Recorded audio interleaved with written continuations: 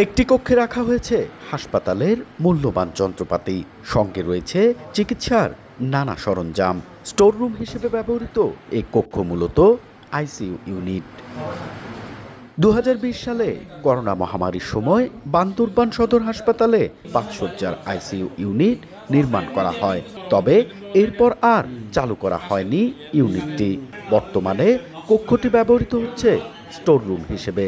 রক্ষণাবেক্ষণের অভাবে নষ্ট হচ্ছে কোটি টাকা মূল্যের যন্ত্রপাতি। অন্যদিকে আইসিইউ সেবা থেকে বঞ্চিত রোগীরা।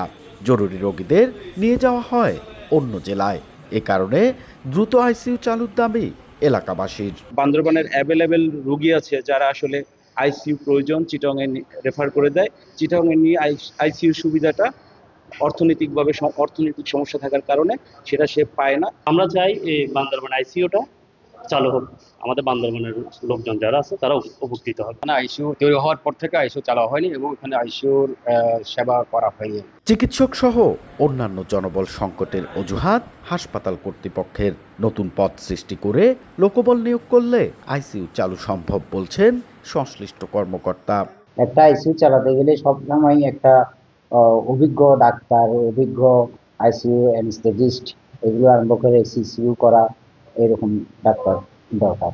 এই জনবল পাশাপাশি এমএলএসএস থেকে আরম্ভ করে একটা 5 বেডের জন্য হলো অন্তপক্ষে 20-30 জনের একটা জনবলের প্রয়োজন আছে। এটা হলেই অতি সত্বর দ্রুত যে কোনো সময় এই বান্দরবানে এটা চালু করা হবে। কর্তৃপক্ষের তথ্য মতে বান্দরবান সদর হাসপাতাল থেকে প্রতি বছর জরুরি অর্ধশতাধিক রোগী অন্যত্র রেফার করা হয়। এন এ জাকির, সময় সংবাদ, বান্দরবান।